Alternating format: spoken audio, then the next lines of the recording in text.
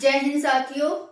उठ चल दौड़ कूद भाग, उठ चल दौड़ कूद भाग, और जब तक मत रुक जब तक तेरा लक्ष्य प्राप्त ना हो जाए, और जब तक मत रुक जब तक तेरा लक्ष्य प्राप्त ना हो जाए।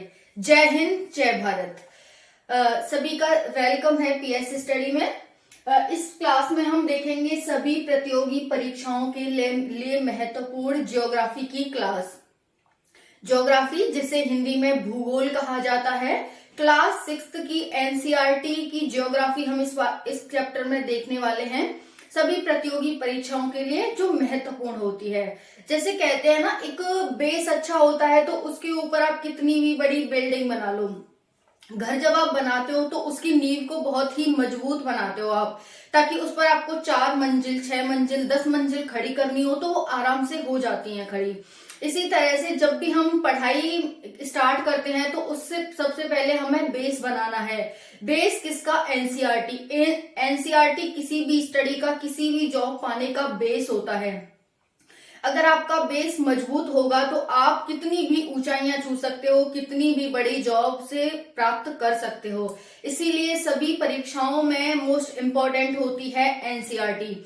चाहे फिर वो ज्योग्राफी हो, चाहे फिर वो इकोनॉमी की एनसीईआरटी हो, चाहे फिर वो हिस्ट्री की हो, चाहे अन्य की हो, किसी की हो, पॉलिटी की हो, किसी की भी हो। तो हम इस क्लास में भूगोल का फर्स्ट चैप्टर करेंगे, जो कि फर्स्ट चैप्टर है हमारा हमारे सौर मंडल में पृथ्वी। ये क्लास 6 भूगोल का फर्स्ट चैप्टर है, हमारे सौर मंडल में पृथ्वी।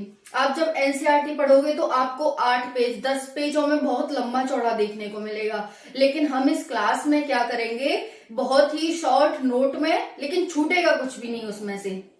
इस तरह से हम इसमें देखेंगे जो एग्जाम पॉइंट ऑफ व्यू से इंपॉर्टेंट होते हैं। आप देखते हैं चैप्टर में से 1 या 2 क्वेश्चन पूछा जाता है, लेकिन उसे पढ़ने में आपको 2-4 दिन लग जाते हैं और फिर भी आप समझ नहीं पाते हो। तो उसी के लिए मैंने इस समस्या का समाधान करने के लिए ही हमने पीएस स्टडी पर क्या किया है, जो एनसीईआरटी की क्लासेस हैं उनका शॉर्ट नोट आपको प्रोवाइड कराए जाएंगे और क्लास में पढ़ाया जाएगा। इसीलिए पहले आपको क्लास को अटेंड करना है, उसके बाद आपको पीडीएफ मिलेगी, जो कि Priyanka Sharma study Telegram channel पर मिलेगी। हम अपनी क्लास स्टार्ट करते हैं। खगोलीय पिंड क्या है? हमारा चैप्टर क्या है? क्लास 6 भूगोल का फर्स्ट चैप्टर है हमारे सौर मंडल में पृथ्वी, यानी कि जो सौर मंडल है उसमें हमारी पृथ्वी। पहला देखोगे जब आप क्लास 6 के चैप्टर फर्स्ट में खगोलीय पिंड क्या है, तो उसमें बहुत सारे आपको 2-4 चैप्टरों में डिफाइन करके लिखा हुआ है कि खगोलीय पिंड ये होते हैं। लेकिन हम यहाँ देखते हैं खगोलीय पिंड क्या होते हैं। ऐसे पिंड जो या तो स्वयं ऊर्जा और प्रकाश उत्पन्न करने में सक्षम हो, या फिर वे दूसरे पिंडों से प्राप्त करने में सक्षम हो, उन्हें ही खगोलीय पिंड कहा जाता है।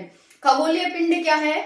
ऐसे पिंड जो या तो खुद का ऊर्जा और प्रकाश उत्पन्न करने में सक्षम हो, या ऐसे पिंड जो दूसरों से ऊर्जा और प्रकाश प्राप्त करने में सक्षम हो, उन्हें ही हम खगोलीय पिंड कहते हैं। तो खगोलीय पिंड की बात क्लियर, क्या होते हैं खगोलीय पिंड, एक बार और देख लेते हैं। ऐसे पिंड जो या तो स्वयं ऊर्जा और प्रकाश उत्पन्न करने में सक्षम हो, या फिर वे दूसरे पिंडों से ऊर्जा और प्रकाश प्राप्त करने में सक्षम हो, ऐसे ही पिंडों को हम खगोलीय पिंड कहा जाता है। ब्रह्मांड में आप जितने भी स्टार देखते हैं, ग्रह देखते हैं, उपग्रह देखते हैं, सभी को हम पिंड के नाम से जानते हैं। लेकिन उन्हें कैटेगरी में डिवाइड कैसे कर रखा है, जो हम देखेंगे कि ये होते हैं उनकी ये विशेषताएं होती हैं, ऐसे पिंड हैं उनकी ये विशेषताएं होती हैं, ऐसे पिंड हैं उनकी ये विशेषताएं होती हैं, इन पिंडों को ये कहा जाता है, इन पिंडों को ये कहा जाता है। इस तरह से हम इसमें देखेंगे। तो इतना क्लियर हो गया कि खगोलीय पिंड क्या है। ऐसे पिंड जो या तो स्वयं ऊर्जा और प्रकाश उत्पन्न करने में सक्षम हो, या फिर वे दूसरे पिंडों से प्राप्त करने में सक्षम हो, ऐसे ही पिंडों को खगोलीय पिंड कहते हैं। पहला सबसे बड़ा ब्रह्मांड में खगोलीय पिंड है। सारे खगोलीय पिंड मैंने बताया, चाहे उपग्रह हो गए, चाहे ग्रह हो गए, चाहे तारे हो गए, क्षुद्र ग्रह हो गए, सभी पिंड हैं हमारे। तो सबसे बड़ा क्या हो गया, खगोलीय पिंड ब्रह्मांड में, खगोलीय पिंड में सौर मंडल होते हैं। खगोलीय पिंड में क्या हो गए, सौर मंडल हो गए। सौर मंडल में 4 चीजें आती हैं, देखते हैं क्या क्या है सौर मंडल में। तारे, ग्रह, उपग्रह और क्षुद्र ग्रह। तारे, ग्रह, उपग्रह और क्षुद्र ग्रह। तारे जिसे हम इंग्लिश में स्टार्स कहते हैं, ग्रह जिसे इंग्लिश में प्लेनेट कहते हैं, उपग्रह जिसे इंग्लिश में सैटेलाइट कहते हैं, और क्षुद्र ग्रह जिसे इंग्लिश में एस्टेरॉइड कहते हैं। तारे तारे क्या होती है, जितने भी आप तारे देखते हैं ब्रह्मांड में वे सारे तारे, और सूर्य भी एक तारा है। अगर आपको अब तक नहीं पता था क्या सूर्य एक तारा है, तो हाँ तारा है। इनकी क्या विशेषताएं होती हैं कि हम कैसे पता लगाएं कि तारे क्या होते हैं, हम उसकी डेफिनेशन देखेंगे कि तारे की कैटेगरी में कौन कौन आते हैं। तो सूर्य भी एक तारा है। सूर्य हो गया। ग्रह कितने हैं हमारे पास, ग्रह 8 हैं। प्लूटो भी एक ग्रह था, लेकिन 2006 में उससे ग्रह का दर्जा छीन लिया, क्योंकि जो ग्रहों की विशेषताएं होती हैं उसको वो फुलफिल नहीं कर पा रहा था। इसी वजह से क्या हुआ, जो हमारा प्लूटो था उससे ग्रह का दर्जा छीन लिया गया था 2006 में। तो अभी हमारे पास 8 ग्रह हैं। आपने सुना होगा नवग्रह, एक तो देवी देवता होते हैं, ठीक है, और ये हमारे 8 ग्रह होते हैं। तो 8 ग्रह थे। अब नेक्स्ट है उपग्रह। उपग्रह तो अनेक हो सकते हैं। उपग्रह उपग्रह 2 प्रकार के होते हैं। उपग्रह को हम कितनी कैटेगरी में डिवाइड करेंगे, 2 कैटेगरी में। पहला है प्राकृतिक उपग्रह, दूसरे हैं मानव निर्मित उपग्रह। पहले कौन से हैं, प्राकृतिक उपग्रह, दूसरे हैं मानव निर्मित उपग्रह। तो देखा आपने कि ग्रह जो उपग्रह है हमने 2 कैटेगरी में डिवाइड किया इस तरह से। फिर आते हैं शुद्ध ग्रह। शुद्ध ग्रह क्या होते हैं, बहुत सारे छोटे छोटे पिंडों को हम शुद्ध ग्रह कहते हैं। शुद्ध ग्रह का माना जाता है कि पहले कोई ग्रह हुआ होगा, उसमें से वो विस्फोट हुआ उसमें और वो टूट गया, छोटे छोटे पिंडों का निर्माण हुआ, उसी को हम शुद्ध ग्रह कहते हैं। इनकी क्या विशेषताएं होती हैं हम वो भी देखेंगे। तो यहाँ पर देख लिया आपने, तारे, ग्रह, उपग्रह और क्षुद्र ग्रह सौर मंडल में आते हैं। कभी भी आपसे पूछा जाता है कि सौर मंडल में क्या क्या आता है, ऑप्शन दे देंगे आपको, 2-4 ऑप्शन दे देंगे और उसमें से ये आएगा कि 1-2 इसमें से होगा, ठीक है, एक इसमें से होगा, तो आप बता सकते हैं कि ये आता है। निम्नलिखित में से कौन सा सौर मंडल में नहीं आता, आपको ऑप्शन दे देंगे, एक इसमें से नहीं होगा। ओके, तो मतलब 3 होंगे और 1 नहीं होगा, एक कुछ और दे देंगे वो आपको, तो आपको बताना है कि ये नहीं होते हैं, इस तरह से। तो हमने तारे देख लिया। अब तारे की विशेषताएं क्या होती हैं। तारे ऐसे होते हैं, ऐसे पिंडों को तारे कहा जाता है जिसमें स्वयं की ऊष्मा और प्रकाश होता है। ऐसे पिंडों को तारे कहा जाता है जिसमें खुद की ऊष्मा और प्रकाश होता है। तो यहाँ पर देख सकते हैं आप, तारे क्या हैं, स्वयं की ऊष्मा व प्रकाश होता है, उन्हें हम तारे कहते हैं। तो तारे, सूर्य भी हमारा एक तारा है। अब देखो यहाँ पर क्या था, खगोलीय पिंड में ऐसे पिंड जो इसमें दोनों आ रहे थे, या तो वो खुद प्रकाश उत्पन्न करते हो या वो दूसरे से प्राप्त करते हो, वे सभी इसमें आ गए थे। लेकिन तारे हम उसे कहेंगे जो सिर्फ उत्पन्न करते हैं, दूसरों से लेते नहीं है। इतना क्लियर हो गया। इसमें कंफ्यूज मत होना कि खगोलीय पिंड की डेफिनेशन ये थी, खगोलीय पिंड की डेफिनेशन अलग है और तारों की डेफिनेशन अलग है। खगोलीय पिंड में वे सारे पिंड आ जाएंगे जो या तो उत्पन्न करते हैं या दूसरों से प्राप्त करते हैं प्रकाश और ऊर्जा। यहाँ पर सिर्फ वे आएंगे तारे में जो सिर्फ अपना प्रकाश और ऊष्मा रखते हैं, उत्पन्न करते हैं। अब नेक्स्ट है ग्रह। ग्रह क्या होते हैं, जो तारों के प्रकाश से चमकते हैं। अभी हमने यहाँ देखा था ना, जिसमें दोनों आ रहे थे, उत्पन्न करते हैं और प्राप्त करते हैं। तो ग्रह को किस कैटेगरी में रखेंगे, जो प्राप्त करते हैं। किससे प्राप्त करेंगे, तारों से। तो ऐसे पिंडों को हम ग्रह कहते हैं जो दूसरे ग्रहों से, जो दूसरे पिंडों से ऊष्मा और प्रकाश प्राप्त करते हैं। तो इसीलिए हमने ग्रह को किस में रख दिया, इसमें पृथ्वी कौन सी कैटेगरी में आएगी, ग्रह की कैटेगरी में, क्योंकि पृथ्वी पर तो कोई प्रकाश होता नहीं है, पृथ्वी पर की तो कोई ऊष्मा होती नहीं है, वो तो सूर्य से प्राप्त करती है। यहां तक इतना हो गया हमारा। अब हम नेक्स्ट देखते हैं उपग्रह क्या होते हैं। अभी मैंने बताया उपग्रह तो अनेकों होते हैं। देखो, उपग्रह का अर्थ होता है साथी या सहचर। साथी या सहचर। साथी या सहचर होगा वो क्या चलेगा, किसी के साथ चलेगा, इसी को तो साथी कहा गया है। तो यहाँ पर उपग्रह अनेकों हो सकते हैं, 2 प्रकार के होते हैं, और ये ऐसे पिंड होते हैं जो ग्रहों का चक्कर लगाते हैं, यानी कि ग्रहों के साथ रहने वाले पिंडों को हम क्या कहते हैं, उपग्रह कहते हैं। उपग्रह एकदम क्लियर, कोई भी डाउट हो तो आप पूछ लेना। उपग्रह ये हो गए हमारे पास। फिर आते हैं क्षुद्र ग्रह। क्षुद्र ग्रह की कैटेगरी अब हम देखेंगे, डेफिनेशन क्या होती है क्षुद्र ग्रह की। अब हम नेक्स्ट देख लेते हैं यहाँ पर तारे। स्वयं की ऊष्मा और प्रकाश होता है, एक इसकी विशेषता ये हो गई। दूसरी विशेषता क्या हो गई, जो गैसों से बने होते हैं। तारे किससे बने होते हैं, जो गैसों से बने होते हैं उन्हें हम तारे कहते हैं। नेक्स्ट है बड़े व गर्म होते हैं, ये आकार में बड़े होते हैं और गर्म होते हैं। नेक्स्ट है अत्यंत दूरी के कारण छोटे दिखाई पड़ते हैं, क्योंकि ये बड़े हैं और गर्म हैं और अत्यंत दूर हैं, इसके कारण हमें छोटे दिखाई पड़ते हैं। अदरवाइज ये लाखों, पृथ्वी से तो लाखों गुना बड़े होते हैं तारे। फिर नेक्स्ट है सूर्य। अब देखो इतना आप सभी को क्लियर हो गया। अब हम देख लेते हैं नेक्स्ट ग्रहों के बारे में। इतना देख लिया हमने। अब ग्रहों की क्या विशेषताएं होती हैं। अपना ऊष्मा और प्रकाश नहीं होता है ग्रहों का, क्योंकि ये तो तारों से प्राप्त करते हैं, तो कहां से हो जाएगा इनका, तो इनकी न अपनी ऊष्मा होती है और न ही प्रकाश होता है। सूर्य से प्रकाश को परावर्तित करते हैं, यानी कि सूर्य का रिफ्लेक्शन होता है, पृथ्वी पर आता है। और आपको ये भी पता होना चाहिए कि पृथ्वी पर बहुत ज्यादा टेम्परेचर आता है, मतलब सूर्य कितना, अगर हम उसके पास चले जाए तो शायद हम सेकंड से पहले भी, फ्रैक्शन ऑफ सेकंड में भस्म हो जाए, इतना उसका तेज है सूर्य का। तो सूर्य इतनी दूर है, उसके बाद भी आप जब गर्मियों में देखते हो कि धूप लग रही है हमें, तो धूप मतलब देखते हो कि इतना दूर होने के कारण भी हमसे धूप सहन नहीं होती है। तो सोचो कि अगर हम उसके थोड़े से नजदीक भी चले गए ना, पृथ्वी से ऊपर जाते हैं, तो बहुत तेज होता है उसका। तो यहाँ पर इसका अपना, और ये भी है कि दिन में इतनी गर्मी रहती है और जबकि रात में थोड़ी बहुत ही ऊष्मा, हम जब ऊष्मा बजट पढ़ेंगे ज्योग्राफी में, ये ऊष्मा बजट पढ़ेंगे तो आपको पता चलेगा कि 2 से 4% ही सूर्य की जो जितनी भी छाया, जो जितनी भी ऊष्मा आती है पृथ्वी पर, वो रात में सारी वापस चली जाती है हीट बजट के माध्यम से। फिर भी हमारी पृथ्वी ठंडी नहीं हो पाती है, समझ रहे हो ना, ठंडी नहीं हो पाती है कि थोड़ी सी ऊष्मा पृथ्वी पर रहती है, वो भी पूरी पृथ्वी को गर्म करके रखती है। इतना क्लियर। तो यहाँ पर देख सकते हैं अपना ऊष्मा प्रकाश नहीं होता है, सूर्य से प्रकाश को परावर्तित करके ही ये अपने पास ऊष्मा और प्रकाश रखते हैं। तो इसी में आ जाएंगे खगोलीय पिंड में, मैंने बताया था आपको। अब नेक्स्ट है, अब देखो ग्रह। ग्रह क्या होते हैं, ग्रह को इंग्लिश में प्लेनेट कहते हैं, मैंने आपको बताया ग्रह को क्या कहते हैं, इंग्लिश में प्लेनेट कहते हैं। ग्रह का अर्थ क्या होता है, घूमने वाला।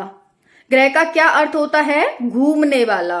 घूमने वाला मतलब जो तारों के चक्कर लगाता हो। अब देखो यहाँ पर तारे हो गए, तारों का चक्कर कौन लगाएगा, ग्रह लगाएगा। ग्रहों का चक्कर कौन लगाएगा, उपग्रह लगाएगा, और उपग्रहों का चक्कर क्षुद्र ग्रह लगाते हैं। इस तरह से आप यहाँ पर देख सकते हैं। तो ग्रह को इंग्लिश में प्लेनेट कहते हैं, अर्थ होता है घूमने वाला। इतना क्लियर। चंद्रमा, अब देखो हमने देखा था उपग्रह अनेक होते हैं, प्राकृतिक और मानव निर्मित। प्राकृतिक चंद्रमा है जो प्रकृति के द्वारा बनाया हुआ है, मानव ने उसे नहीं बनाया है। तो प्राकृतिक हो गया चंद्रमा हमारा, पृथ्वी का चक्कर लगाता है, यानी कि जो पृथ्वी का उपग्रह है, जो जिसका चक्कर लगाता है वो उसी का उपग्रह होता है। तो यहाँ पर पृथ्वी के साथ साथ सूर्य की भी परिक्रमा करता है। अब जो पृथ्वी की परिक्रमा करेगा वो सूर्य की भी परिक्रमा करेगा, हम यहाँ पर इस ग्राफ में देखेंगे। अब देखते हैं, इतना सारा हमारा क्लियर हो गया कि सबसे बड़ा ब्रह्मांड में खगोलीय पिंड है, यानी कि सभी खगोलीय पिंड में आते हैं जितने भी पिंड हैं। फिर उसमें होता है सौरमंडल, सौरमंडल में तारे, ग्रह, उपग्रह और क्षुद्र ग्रह आते हैं। क्या क्या इनकी विशेषताएं होती हैं हमने देख लिया। अब हम देखते हैं सूर्य, क्योंकि सूर्य ब्रह्मांड में सबसे बड़ा पिंड है। हम सूर्य के बारे में देखते हैं। अब सूर्य क्या है, सौर परिवार के केंद्र में स्थित है। देखो यहाँ पर आपको ये दिखाई दे रहा हो सूर्य, देखो यहाँ पर ये सूर्य है, ये इस तरह से बनाया है मैंने, इस तरह से। इसका मतलब ये गोल है एकदम, ये इस तरह से आएंगे, मंगल हो गया, बृहस्पति हो गया, शनि हो गया, इस तरह से। तो केंद्र में ये आ गया ना, सूर्य आ गया ना केंद्र में। तो ये सूर्य क्या है, सौर परिवार के केंद्र में स्थित है। ये पूरा क्या है, सौर परिवार है।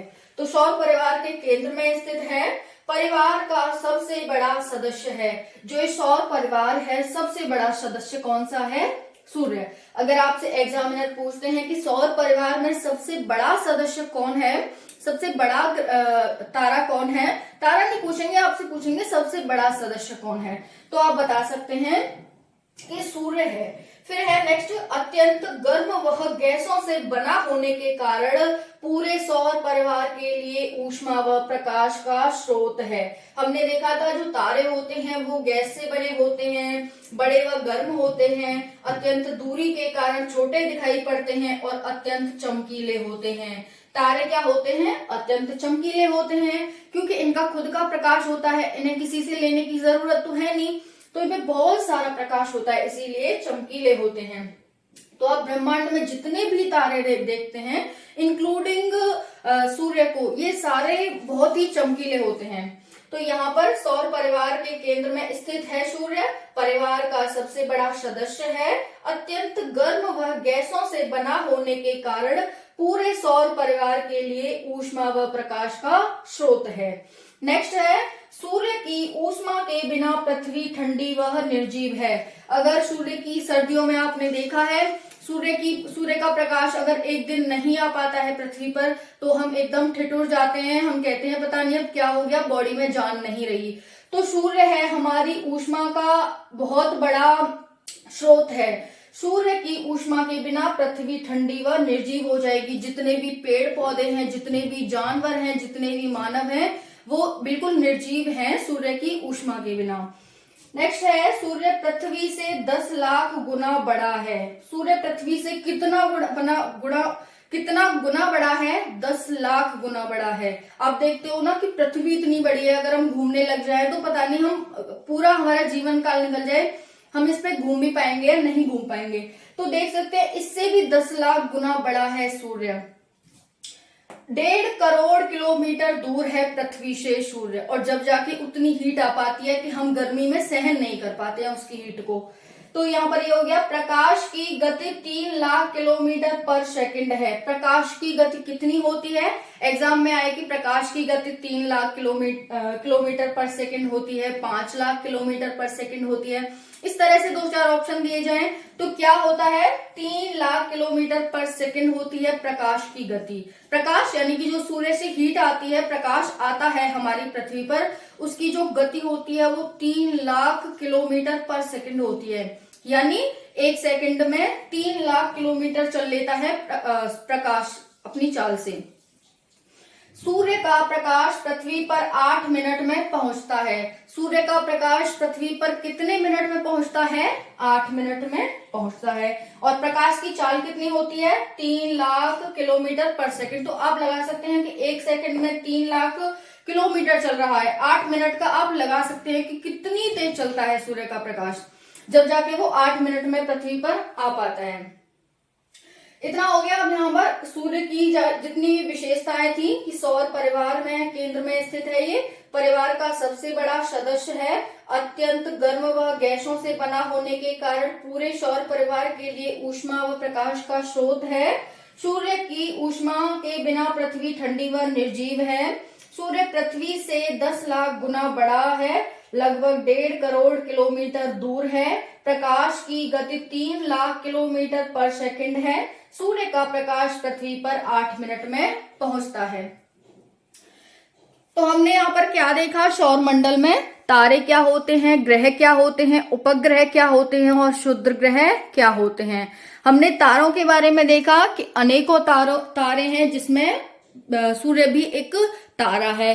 फिर उसकी तारों की विशेषताएं देखी, फिर तारों में सूर्य आता है, फिर हमने सूर्य की विशेषताएं देखी थी। ग्रह की विशेषताएं देखी थी कि ऐसे पिंड होते हैं जो तारों से ऊष्मा प्रकाश प्राप्त करते हैं, उनको हम ग्रह कहते हैं। उपग्रह क्या होते हैं, जो ग्रहों का चक्कर लगाते हैं। ग्रह क्या होते हैं, जो तारों के चक्कर लगाते हैं।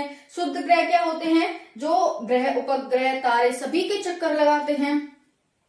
अब हम यहाँ पर सौर परिवार समझेंगे। देखो ये अभी हमने देखा था ना, सूरज क्या है, अपने सौर परिवार का सबसे बड़ा सदस्य है, यानी कि मुखिया हमारा सूर्य ही है सौर परिवार में। फिर आता है बुध, सूर्य के सबसे नजदीक। अब एग्जामिनर आपसे पूछ सकता है कि सूर्य के सबसे नजदीक कौन सा ग्रह पड़ता है, बुध, मंगल, बृहस्पति या फिर नेपच्यून। आंसर क्या होगा, बुध सूर्य के सबसे नजदीक स्थित ग्रह है। या फिर ऐसे पूछ सकते हैं एग्जामिनर कि इनमें निम्नलिखित में से कौन सा ग्रह है, क्या बुध, या फिर पूछ लेंगे तारा, या फिर 2-4 ऑप्शन और दे देंगे। तो बुध तो एक ग्रह है, लेकिन तारा एक, सूर्य एक तारा है, इस तरह से। तो सूर्य आ गया, सूर्य के नजदीक बुध है, फिर उसके बाद शुक्र है। ये दूरी के क्रम में मैंने यहाँ पर लगाया हुआ है, दूरी के क्रम में पहले सूर्य आता है, फिर बुध, फिर शुक्र, फिर पृथ्वी, फिर मंगल। मंगल और बृहस्पति के बीच में क्या आती है, शुद्ध ग्रह की एक पेटी आती है, शुद्ध ग्रह की पेटी, जिसे हम एस्टेरॉइड कहते हैं। एग्जाम में ये काफी बार पूछा जा चुका है क्वेश्चन कि शुद्ध ग्रह किन 2 ग्रहों के बीच में एग्जिस्ट करते हैं, क्या बुध और पृथ्वी के बीच में, क्या पृथ्वी और मंगल के बीच में, या फिर मंगल और बृहस्पति के बीच में, या फिर शनि और नेपच्यून के बीच में। इस तरह से आपसे पूछा जाता है तो आपको क्या बताना है, जो शुद्ध ग्रह की पेटी है वो मंगल और बृहस्पति के बीच में पड़ती है। इन 2 ग्रहों को याद रखना है, मंगल और बृहस्पति। तो इस तरह से ये दूरी के क्रम में यहाँ पर लगे हुए हैं, सूर्य, बुध, शुक्र, पृथ्वी, मंगल, बृहस्पति, शनि, यूरेनस और नेपच्यून। हमारे सौर परिवार में वर्तमान में 8 ग्रह हैं, जिसमें से इस तरह हैं। बुध सबसे छोटा ग्रह है, सौर परिवार का सबसे छोटा ग्रह कौन सा है, आंसर हो जाएगा बुध। नेक्स्ट है पृथ्वी, ऐसा ग्रह जहां पर जीवन संभव है, एकमात्र ग्रह सौर परिवार का जहां पर जीवन संभव है, कौन सा ग्रह है, पृथ्वी। नेक्स्ट है शुद्ध ग्रह। शुद्ध ग्रह मैंने आपको बताया था कि कभी कोई ग्रह हुआ था जिसमें कि विस्फोट हुआ काफी तेज से और वो ब्लास्ट कर गया और उसमें से छोटे छोटे पिंड बन गए, उन्हीं को हम क्या कहते हैं, शुद्ध ग्रह कहते हैं, जो कि मंगल और बृहस्पति के बीच में इस तरह से राउंडिंग करते रहते हैं, गोल गोल घूमते रहते हैं। तो छोटे छोटे पिंडों के झुंड को तथा सूर्य की परिक्रमा करते हैं, इनको ही हम क्या कहते हैं, शुद्ध ग्रह कहते हैं। सभी सूर्य की परिक्रमा करते हैं, ऐसा नहीं है कि बुध ही करता है या शुक्र ही करता है या पृथ्वी करती है। मैंने बताया ग्रह क्या होते हैं, जो तारों की परिक्रमा करते हैं, और सूर्य क्या है, हमारा एक तारा है। तो ये सभी ग्रह सूर्य की परिक्रमा करते हैं क्योंकि ये इस तरह से गोल गोल है। यहाँ पर देख सकते हैं। नेक्स्ट है बृहस्पति, सबसे बड़ा ग्रह है, सौर परिवार का सबसे बड़ा ग्रह कौन सा है, आंसर हो जाएगा बृहस्पति। तो यहाँ पर देख सकते हैं शुद्ध ग्रह के बारे में, छोटे छोटे पिंडों के झुंड को तथा सूर्य की परिक्रमा करते हैं। ऐसे ग्रह के टुकड़े जो जन्म के बाद विस्फोट से बिखर गए, उनको ही हम शुद्ध ग्रह कहते हैं। तो शुद्ध ग्रह क्या हो गया, ग्रह के टुकड़े हैं जो जन्म के बाद विस्फोट हुआ उसमें और वो बिखर गए और छोटे छोटे पिंड हो गए। आप कभी कभी न्यूज में सुनते होंगे कि एक एस्टेरॉइड पृथ्वी की तरफ आ रहा था, हमारे जो उपग्रह हैं उन्होंने ऐसा देखा, इस तरह से देखते होंगे ना, तो वो यही होते हैं शुद्ध ग्रह, एस्टेरॉइड्स। नेक्स्ट है पृथ्वी जैसा वातावरण कहां पर मिलता है, शुक्र पर। शुक्र और पृथ्वी को क्या कहा जाता है, बहन कहा जाता है, कि पृथ्वी और शुक्रों की जो वातावरण है, जो इन्वायरमेंट है, वो एक सा है, इसी कारण पृथ्वी और शुक्र को बहनें कहा जाता है, जुड़वा बहनें। शुक्र को भगनी ग्रह भी कहा जाता है और इसे शाम का तारा भी, भोर का तारा भी कहा जाता है शुक्र को, क्योंकि पृथ्वी और शुक्र के वातावरण एक जैसे हैं, इनकी जो कंडीशंस हैं वो एक जैसी हैं। और भारत शुक्र पर अपना वीनस मिशन भी भेज रहा है, आपको पता होना चाहिए। और इसका जो टेम्परेचर है वो 500 डिग्री सेंटीग्रेड है, शुक्र का टेम्परेचर। क्लियर हो गया। तो अब हम यहाँ पर दूरी से सूर्य से दूरी का क्रम देखते हैं ग्रहों का। पहले बुध, फिर शुक्र, पृथ्वी, मंगल, बृहस्पति, शनि, अरुण और शनि, यूरेनस और नेपच्यून। तो आप इसे BSPMV सन करके याद कर सकते हैं, या BSPMVS यू एंड करके याद कर सकते हैं। जिस तरह से भी आपको लगे ये ग्रहों को याद करना दूरी के क्रम में, क्योंकि पूछे जाते हैं, सभी एग्जाम में पूछे जाते हैं कि दूरी के क्रम में बताइए कौन सा ग्रह कौन से स्थान पर आता है। पृथ्वी तीसरे स्थान पर आती है सूर्य से दूरी के क्रम में, मंगल चौथे स्थान पर आता है, बृहस्पति पांचवें पर, शनि छठे पर, यूरेनस सातवें पर और नेपच्यून आठवें पर आता है, और बुध इसके पास आता है, सूर्य के पास पहले नंबर पर आता है। जो जितना सूर्य के पास होगा वो अपनी परिक्रमा यानी कि सूर्य की परिक्रमा उतनी ही जल्दी कर लेगा, क्योंकि वो सूर्य के नजदीक है, इसे सिर्फ इतना पाथ कवर करना है। वहीं पर शुक्र को इतना पाथ कवर करना पड़ेगा सूर्य की परिक्रमा लगाने के लिए, बृहस्पति को इतना पाथ कवर करना पड़ेगा। तो एग्जामिनर में अगर एग्जाम में क्वेश्चन आता है कि बुध जल्दी सूर्य की परिक्रमा करेगा या फिर पृथ्वी, तो आपका आंसर क्या होगा? बुध होगा। कभी वो रीजन पूछ ले आपसे कि कारण बताओ कि बुध क्यों जल्दी परिक्रमा कर पाता है सूर्य की और पृथ्वी देर में क्यों कर पाती है, इसका भी आंसर हो जाएगा।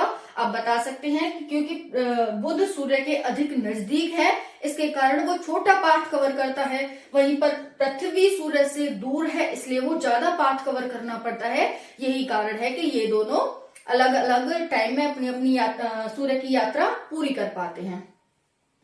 अब हमारा सौर परिवार हो गया, 8 ग्रह हैं और एक इसमें तारा है, इसको ही हम सौर परिवार कहते हैं। नेक्स्ट है अब पृथ्वी। सूर्य की हमने कंडीशंस देख ली, सूर्य की विशेषताएं देख ली, अब आता है हमारे पास पृथ्वी। पृथ्वी में क्या है? दूरी के क्रम में तीसरा स्थान आता है, पृथ्वी का तीसरा ग्रह है, आकार में 5वां है। अगर हम आकार के हिसाब से देखें कि सबसे बड़ा आकार किसका है, फिर उससे छोटा किसका है, तो पृथ्वी आकार में 5वें स्थान पर आती है। सूर्य का एक चक्कर 365 दिन 6 घंटे में लगाती है। एक गोला ध्रुवों पर ये एक गोला है, पृथ्वी क्या है? एक गोला है, ध्रुवों पर चपटी है, आकार बनावट शुक्र के समान है, इसके एकमात्र ग्रह जहां जीवन संभव है। पृथ्वी क्या है? एकमात्र ऐसा ग्रह है जहां पर जीवन संभव है। तो एकमात्र ग्रह जहां जीवन संभव है। उपयुक्त मात्रा में जल, गैस, ताप, सघन वायुमंडल इस पर पाए जाते हैं। उपयुक्त मात्रा में जल, गैस, ताप, सघन वायुमंडल यहाँ पाया जाता है। अंतरिक्ष से देखने पर नीले जल के कारण ये नीली दिखाई पड़ती है पृथ्वी। एग्जाम में काफी बार ये आ चुका है कि पृथ्वी नीली क्यों दिखाई पड़ती है? अंतरिक्ष से देखने में जल के कारण दिखाई पड़ती है। आपको कई ऑप्शन दे दिए जाते हैं, क्या जल के कारण, क्या घास के कारण, क्या पेड़ पौधों के कारण, इस तरह से दे दिए जाते हैं। तो आपको बताना है कि ये पृथ्वी हमारे अंतरिक्ष से देखने पर नीली दिखाई देती है जल के कारण, क्योंकि पृथ्वी पर बड़ी मात्रा में जल उपस्थित है। जो 5 हमारे महासागर हैं बड़े बड़े, वो पानी से भरे हुए हैं, इस वजह से पृथ्वी हमारी नीली दिखाई पड़ती है। तो अब हम कंक्लूड करते हैं जो हमने आज देखा है। इसमें भूगोल क्लास 6 का चैप्टर 1 हमारे सौर मंडल में पृथ्वी। पहले हमने देखा खगोलीय पिंड। खगोलीय पिंड में देखा ऐसे पिंड जो या तो स्वयं ऊष्मा और प्रकाश उत्पन्न करते हैं या फिर वे दूसरों से प्राप्त करने में सक्षम होते हैं, उन्हीं पिंडों को हम खगोलीय पिंड कहते हैं। फिर खगोलीय पिंड में सौर मंडल आता है। सौर मंडल में तारे, ग्रह, उपग्रह, शुद्ध ग्रह आते हैं। तारे क्या होते हैं, इनकी विशेषताएं देखी, ग्रह क्या होते हैं, इनकी विशेषताएं देखी, उपग्रह क्या होते हैं और शुद्ध ग्रह क्या होते हैं, हमने ये सब देखा है यहाँ पर। फिर हमने तारे में सूर्य एक सबसे बड़ा तारा है, उसकी विशेषताएं देखी, पृथ्वी की विशेषताएं देखी, पृथ्वी क्या है, और हमने क्रम के अनुसार सौर परिवार को देखा। तो इस तरह से देख सकते हैं आप, तारे सबसे बड़े होते हैं, चमकीले होते हैं और गैसों से बने होते हैं, बड़े ही गर्म होते हैं। ये इनकी विशेषताएं हैं। तारों की परिक्रमा ग्रह करते हैं, ग्रहों की परिक्रमाएं उपग्रह करते हैं और उपग्रहों की परिक्रमाएं शुद्ध ग्रह करते हैं। चंद्रमा एक प्राकृतिक उपग्रह है, वहीं आर्यभट्ट मानव निर्मित उपग्रह है। सभी ग्रहों के बहुत सारे उपग्रह हैं। देखो इसकी एक और क्लास आएगी, ये हमारा एक क्लास है, ये एक और क्लास आएगी जिसमें हमारा भूगोल का चैप्टर 1 कंप्लीट हो जाएगा। वो आज ही अपलोड हो जाएगी, तो आज ही आप दोनों को देख सकते हैं और इसकी पीडीएफ टेलीग्राम से प्राप्त कर सकते हैं। Priyanka Sharma study Telegram channel.